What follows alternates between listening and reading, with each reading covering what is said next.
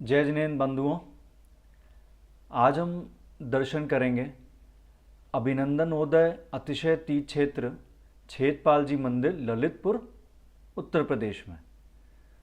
2023 की यात्रा में मेरा ललितपुर नगर में आगमन हुआ था प्रथम बार, और वहाँ पर एक नवीन जिनालय का निर्माण उस समय हो रहा था। जो मुख्य जिनालय है उसके पीछे भाग में एक बहुत अच्छी बहुत बढ़िया एक भव्य गुफा का भी निर्माण उस समय हो रहा था, जो अब तो कंप्लीट हो गया होगा। गुफा 3 खंड की है और बहुत बढ़िया, बहुत रोचक गुफा है ये। इस समय भी हम जा रहे हैं गुफा के नीचे बेसमेंट में, एक तरीके से आप भूगर्भ कह सकते हैं, वहाँ पर जा रहे हैं। और यहाँ पर भगवान विराजमान हैं, 24 हैं, और ये सब प्राचीन प्रतिमाएं हैं।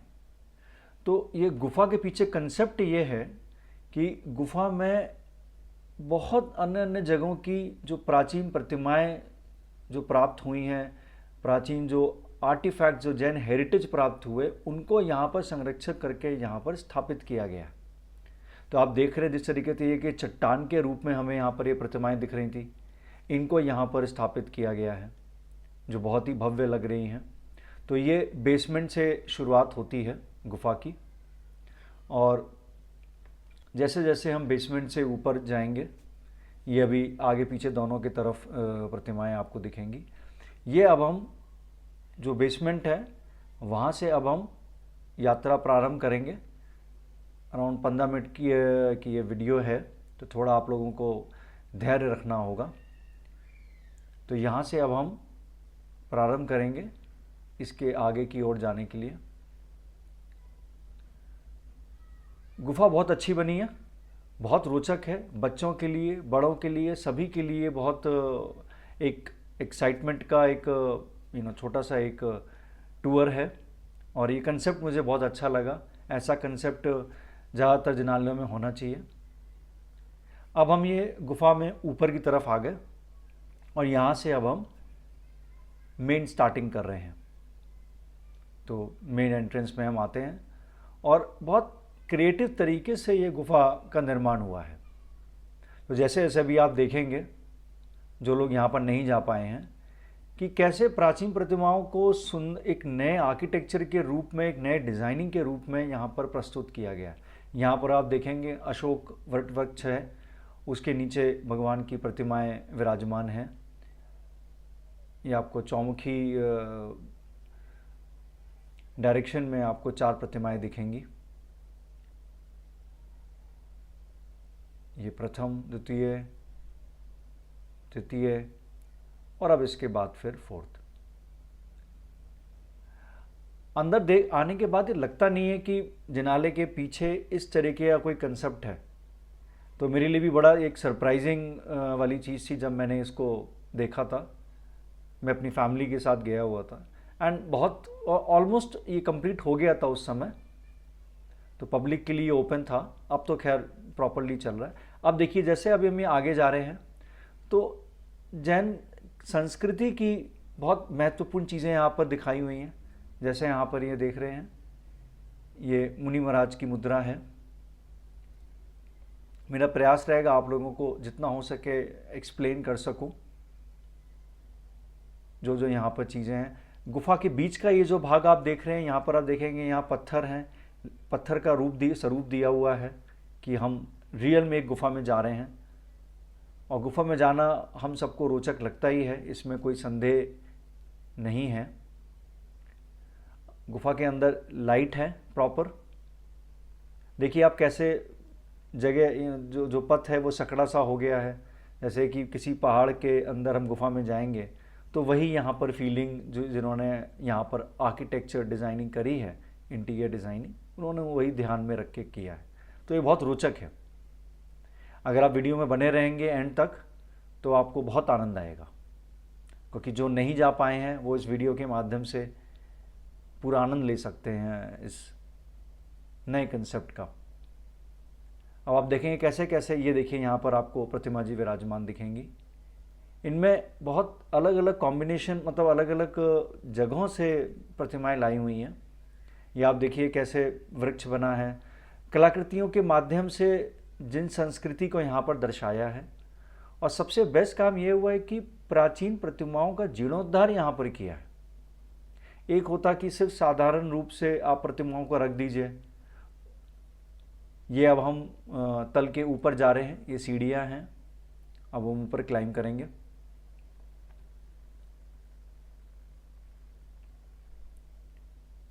और तो क्रिएटिव तरीके से दिखाने में पब्लिक को एक रुचि होती है कि एक एडवेंचर वाली फील आती है।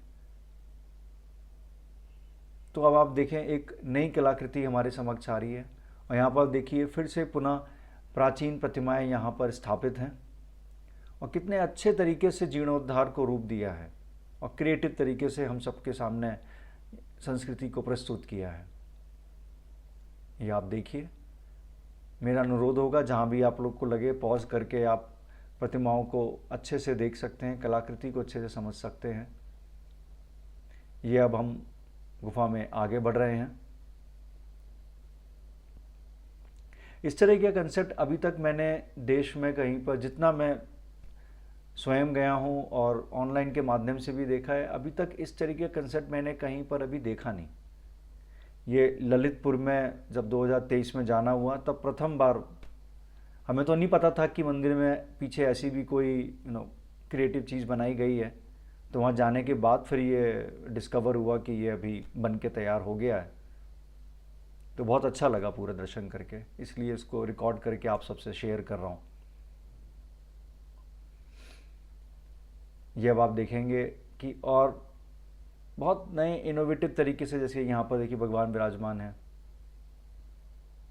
वृक्ष रखे हैं, वहाँ प्रतिमा है, तो आपको एक बहुत नेचुरल से आपको फील दिखेगी, जैसे आपको कहीं बड़ी कहीं किसी हिल में जाएं और अचानक आपको जिन संस्कृति दिख जाए।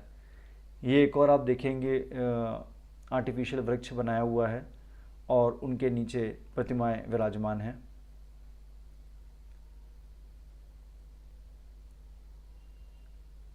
ये अगेन चारों डायरेक्शंस में प्रतिमाएं विराजमान हैं।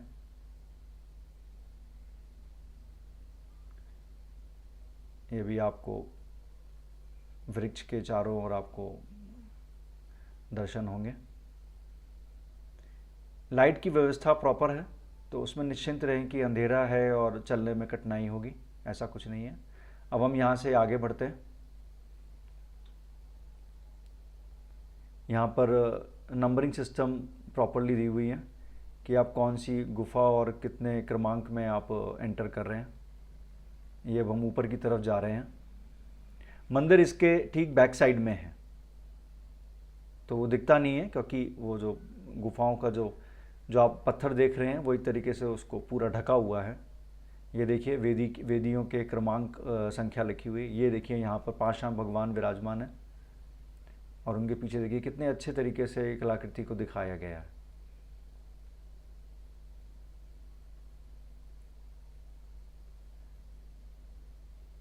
मेरे ख्याल से बच्चों को और यूथ को बहुत इसमें एक्साइटमेंट होगी देखने से। ये 5 भगवान की एक और प्रतिमा जी हैं।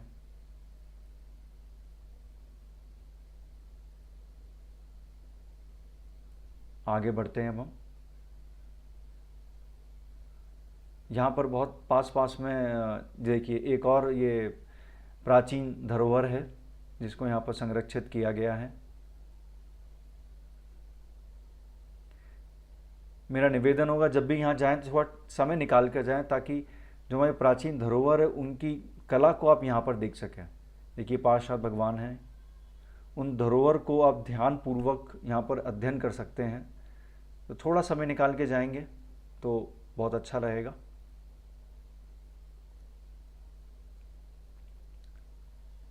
अंदर जब गुफा में जाते हैं तो बहुत शांत वातावरण रहता है, ज़्यादा शोरगुल नहीं सुनाई देता है। यह एक और वृक्ष है, अशोक वृक्ष है, और फिर से 4 प्रतिमाएं विराजमान हैं चारों दिशाओं में।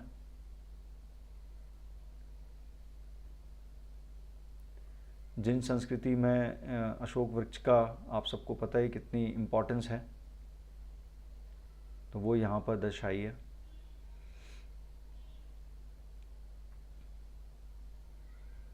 ये भी आपको चारों डायरेक्शन में आपको दिखाया जाएगा और उसके बाद फिर हम आगे बढ़ेंगे।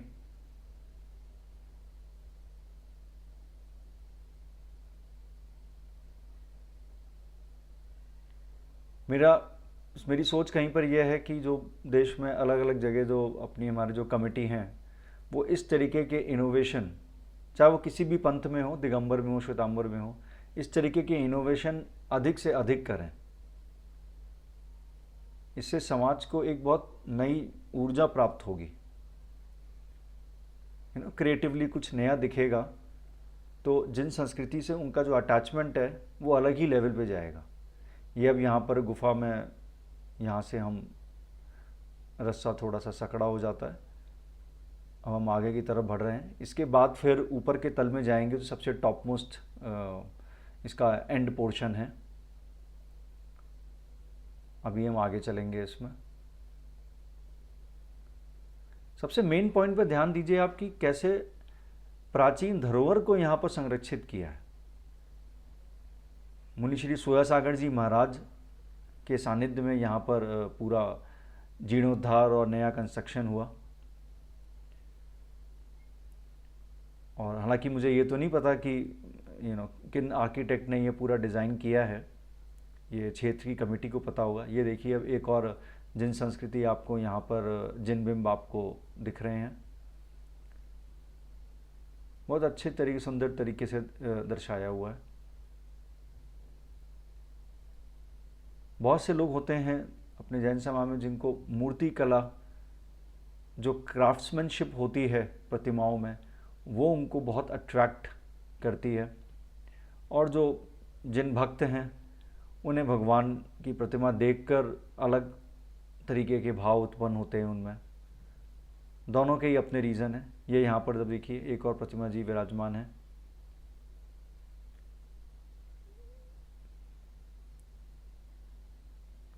बस अब हम आगे की तरफ बढ़ रहे हैं। ये एक और प्रतिमा जी हैं, पांचनाथ भगवान है खड़गासन मुद्रा में। इसको हम कायोत्सर्ग मुद्रा भी कहते हैं। ये एक तरीके की योग मुद्रा है जिसमें सबसे अधिक जिन प्रतिमाएं इसी में ही दिखती हैं, या तो खड़गासन या पद्मासन। ये एक और भगवान बाहुबली की खड़गासन प्रतिमा, देखिए कितनी भव्य लग रही हैं और उसके सराउंडिंग को भी कितना अच्छे से इन्होंने सजाया है। आगे बढ़ते हुए एक और पाषाण भगवान,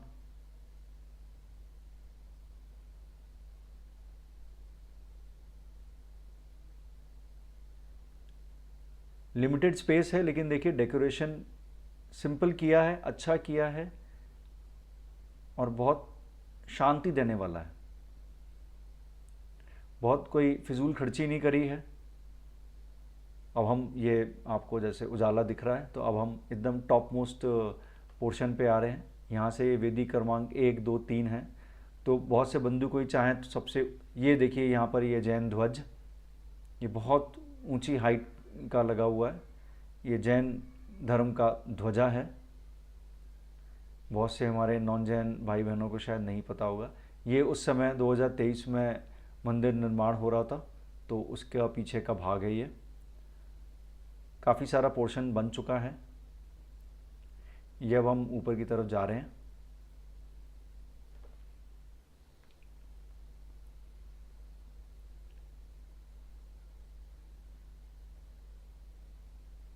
जिस समय मेरे गया था उस समय सीज़न लगभग ठंड का ही था, तो बहुत ज़्यादा धूप तेज़ नहीं थी। गर्मियों में हो सकता है इस समय धूप बहुत तेज़ हो जाए। ये अब आप देखिए सबसे टॉप मोस्ट में कितने अच्छे सुंदर तरीके से ऊपर मोर हैं, वृक्ष का रूप है और प्रतिमा जी विराजमान है। आइए प्रतिमा जी के दर्शन करते हैं। चारों दिशाओं में जैसे भगवान की देशना हो रही है, चारों दिशाओं में आपको भगवान विराजमान दिखेंगे। यहाँ पर आप आएँ तो थोड़ी देर आप विश्राम भी कर सकते हैं, मतलब थोड़ी देर आप मेडिटेशन कर सकते हैं, ध्यान लगा सकते हैं। जगह की थोड़ी कमी है यहाँ, तो शायद रुकने देते नहीं हैं। यहाँ से पूरा अप सिटी का एक नज़ारा देखिए, कितना अच्छा लग रहा है। ये ललितपुर शहर है। अब तो खैर बहुत यहाँ पर कंस्ट्रक्शन हो चुका है, तो आपको यहाँ पर वन या जंगल तो नहीं दिखेंगे, ग्रीनरी भी कम है। अच्छा लुक है ऊपर से। और ये मंदिर प्रांगण, नीचे जो पूरी 24 वेदियाँ बनी हैं, जो कि बहुत नया भव्य जिनालय निर्माण हो चुका है अब तो ये उन्हीं की ये शिखर हैं सबके।